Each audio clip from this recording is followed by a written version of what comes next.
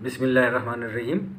آج ہم chapter number 9 کا ایپیسوڈ 4 کریں گے اور ہم سورہ بقرہ کی آیت 21 سے 23 تک لے رہے ہیں۔ 23ویں آیت جو ہے وہ کا تھوڑا سا حصہ بیان کیا جائے گا، پھر ہم نیکسٹ چیپٹر میں اس کو کریں گے۔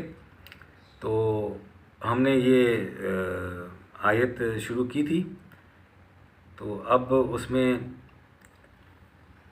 نے یہ کہا تھا پچھلی مرتبہ کہ اس کی رب العالمینی کی چادر میں ہم اپنا پاؤں ڈالتے ہیں اور اس چادر کو یعنی اس رزق کو کھینچ کر اپنی طرف لیے چلے جا رہے ہوتے ہیں۔ یہ کفر ہے، یہ شرک ہے۔ وجعل فیہا رواسیا من فوقہا وبارک فیہا 41/10 اتنے بڑے بڑے پہاڑ کھڑے کیے، بارک فیہا 41/10 بیان کیا گیا ہے۔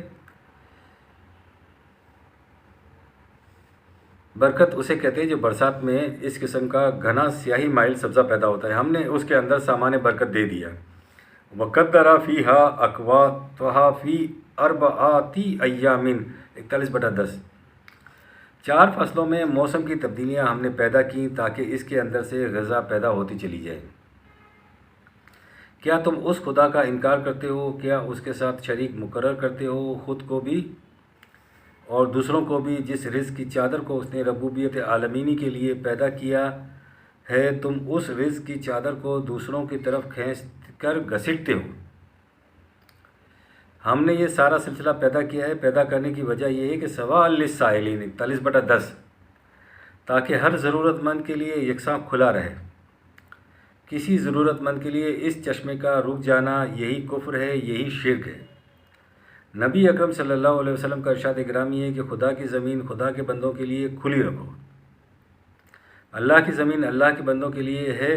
حضرت صالح علیہ السلام کے عہد میں میری اور تیری کے تصور کے تحت جاگیردارانہ ذہنیت کا خاتمہ ہوا تھا۔ قوم سمود کا یہ وہ زمانہ جب انسانوں کی نشو و نما کا دار و مدار مویشی پالنے پر تھا، لہٰذا مویشی، چراگاہ، چشمے، گدڑیا یہ سب معیشت کے بنیادی اختیارات ہوتے تھے۔ وہ لوگ جو قوت و اقتدار کے مالک تھے ان اختیارات والی زمین پر لکیر کھینچ کر زمین کے ٹکڑے کو اپنی ملکیت بنا لیا کرتے تھے۔ اب قوت و اقتدار سے عاری لوگ کیا کریں؟ ان کے جانور کہاں سے چریں اور کہاں سے پانی پئیں؟ اس مقصد کے لیے خدا کہتا ہے کہ ہم نے ایک رسول بھیجا، حضرت صالح علیہ السلام۔ اس نے آ کر ان کو یہ پیغام دیا کہ یہ ساری مخلوق خدا کی ہے، یہ سارا سامان رزق اس مخلوق کے لیے اس نے پیدا کیا ہے، اس کی مخلوق ہے، اس کا سامان رزق ہے۔ تم میری اور تیری کرنے والے کون ہوتے ہو؟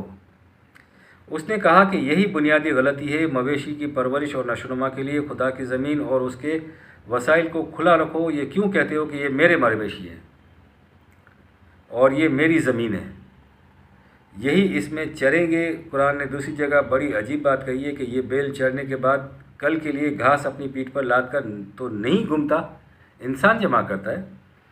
رسول خدا کے موقف کو، اس کی وحی کو پہنچاتا ہے اور بتاتا ہے کہ تمہارے اندر جو کچھ چل رہا ہے وہ صحیح نہیں ہے، صحیح یہ ہے جو میں بتلا رہا ہوں۔ اور چونکہ وہ انقلابی انسان ہوتا ہے پیغمبر، اس لیے وہ انقلاب کے ذریعے، ایک جماعت کے ذریعے، ایک پریگمیٹک ٹیسٹ کے ذریعے ثابت بھی کر دیتا ہے کہ یہ جو وحی کے احکام ہیں یہی حق ہیں اور اس کے سوا باطل ہے۔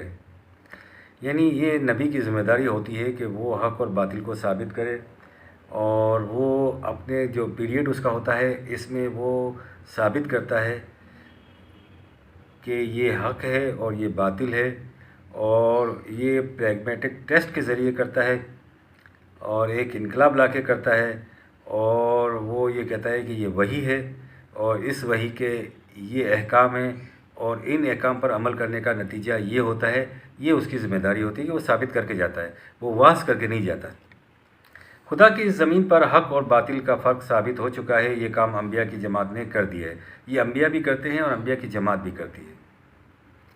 انبیاء کا سلسلہ اسی وجہ سے ختم کر دیا گیا کہ حق تمام کا تمام جو اس زمین کی ضرورت تھا، اس پر بسنے والوں کی ضرورت تھا، آ چکا، بھیج دیا گیا۔ حق کے خلاف برسر پیکار باطل کی شناخت بھی کرا دی گئی۔ یہ کام اللہ نے کر دیا، یعنی یہ کام اللہ کے بھیجے ہوئے پیغمبروں کے قافلے نے کر دیا۔ یہ کرنے کے لیے آتے ہیں کہ جن درندوں کے دانتوں کے اندر یہ انسان آ کر پھنس جاتا ہے وہ ان دانتوں سے آ کر اس شکار کو چھڑاتا ہے۔ اب اس شکار کو کون چھڑائے گا، یہ کس کی ذمہ داری ہے؟ انبیاء کا سلسلہ تو بند ہو چکا ہے۔ اب یہ ذمہ داری صالحین کی ہے کہ وہ انبیاء کے قافلے والا کام کرے، رسالت کے فریضے کو انجام دے۔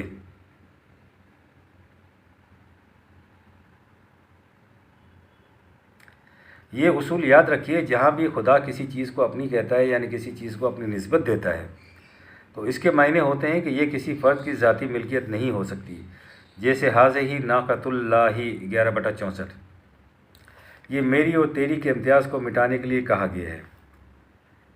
یہ نہ میری ہے اور نہ تیری ہے، جس نے اسے پیدا کیا ہے یعنی خدا نے اس اونٹنی کے بچے کو پیدا کیا ہے تو یہ خدا کی اونٹنی ہے، یہ ہم سب میں سے کسی کی ملکیت نہیں ہے۔ یہ جسے تم میری زمین کہتے ہو یہ اس میں سے بھی چر لے گی، جہاں چارہ ہوا وہاں چرے گی، اور اس کو ضرورت ہوئی یہ ضرور وہاں سے چرے گی، کیونکہ اللہ کی اونٹنی اس فرق کو نہیں جانتی کہ یہ تیری ہے یا یہ میری ہے، اور تم اسے روک نہیں سکتے کہ یہ تم نے عہد کیا ہے۔ تم کب تک اپنے معاہدے پر قائم رہتے ہو؟ اس کی نشانی یہ اونٹنی ہے۔ جب تک تمہاری روک ٹوک سے یہ اونٹنی بچی رہے گی یہ سمجھا جائے گا کہ تم اپنے عہد پر قائم ہو۔ حضرت صالح علیہ السلام کی جانب سے اونٹنی کی یہ مثال قرآن حکیم کے پورے معاشی نظام کے ترجمان ہے۔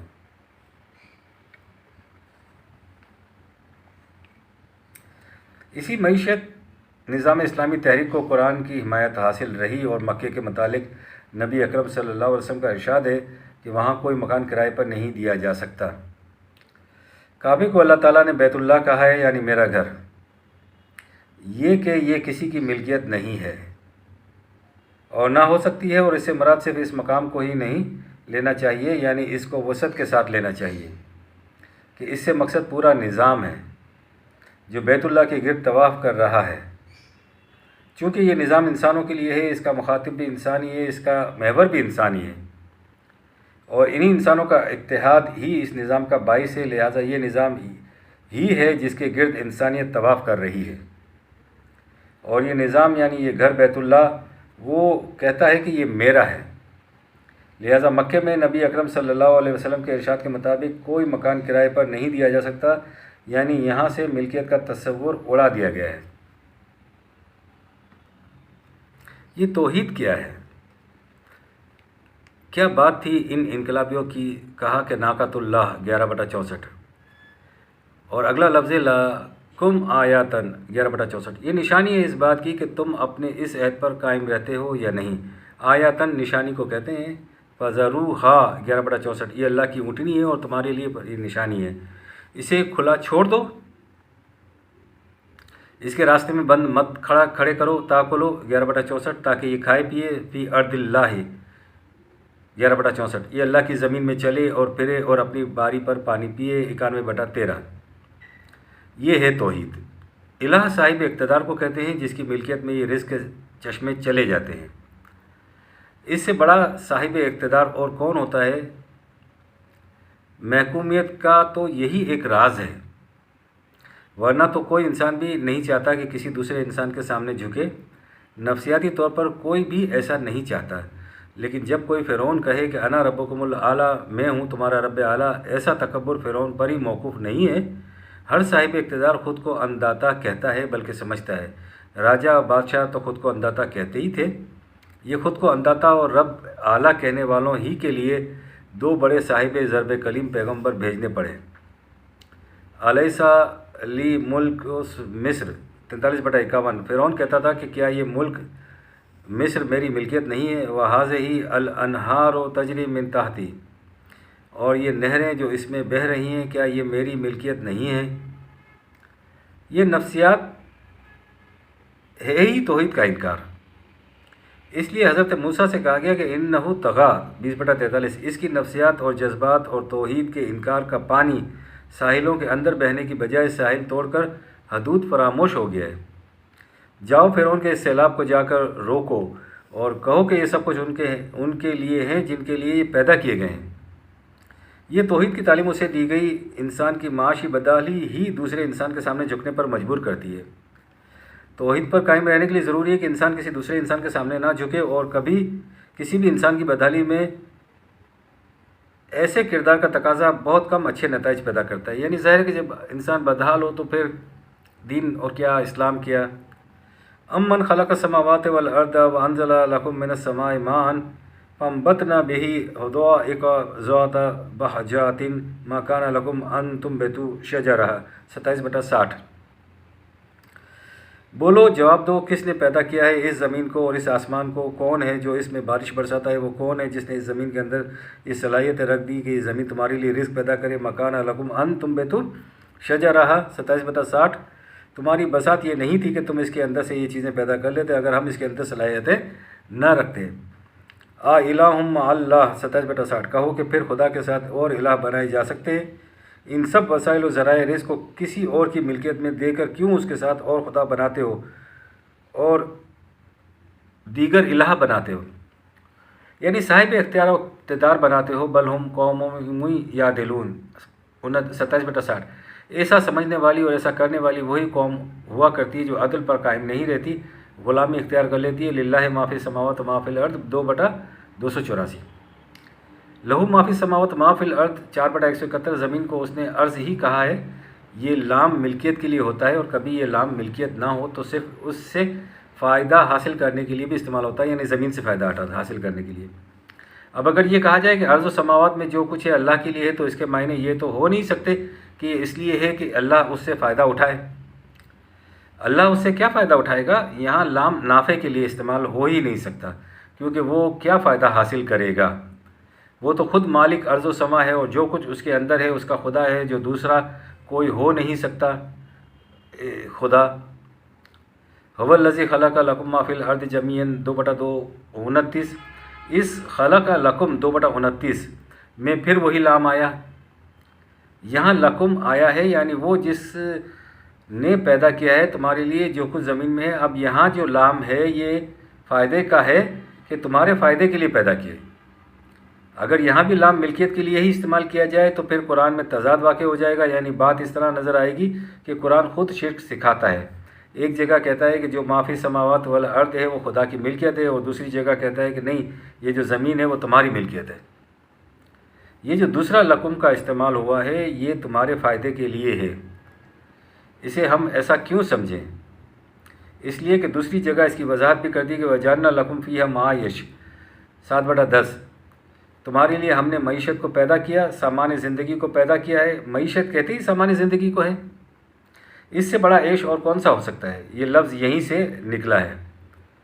ایک اور جگہ کہتا ہے کہ انزل من السماء ماء لکم، دوسری جگہ کہا ہے کہ رزقا للعباد 50/11۔ یہ رزق بندوں کے لیے ہے۔ قرآن تو یہ بتاتا ہے کہ ملکیت کا تصور ہے ہی نہیں، چیز اور پھر اس کی ملکیت یہ ہو ہی نہیں سکتا، یہ فرعونیت ہے۔ جنت عرضی کے حصول کا راز اسی ضرب کلیمی کی ضرب کاری میں ہے۔ ہر صاحب ضرب کلیم یہی کہنے آتا ہے کہ ناقۃ اللہ ارض اللہ 11/64۔ للہ ما فی السماوات ما فی الارض 2/284۔ جنت عرضی کی قرآن نے یہی خصوصیت بتائی تھی کہ وَكُلَا مِنْهَا رَغَدًا حَيْثُ شِئْتُمَا 2/35۔ جہاں تمہیں بھوک لگے وہاں سے پیٹ بھر کر کھا لو۔ یہ جنت ہے، یہ خدا کی توحید ہے، یہ خدا کی عبودیت ہے۔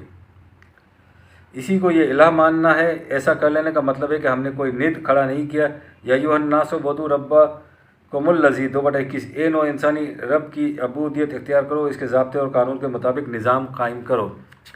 تو ماشاءاللہ سے ہم نے آج ایپیسوڈ نمبر 4 مکمل کیا، لیکن یہ چیپٹر نمبر 9 تھا، اور سورہ البقرہ کی آیت 21 سے 23 کا تھوڑا سا حصہ ہے، لیکن اب 23 کا انشاءاللہ آگے تفصیل سے آئے گا نیکسٹ چیپٹر میں، چیپٹر نمبر 10 میں۔ ربنا تقبل منا انک انت السمیع العلیم۔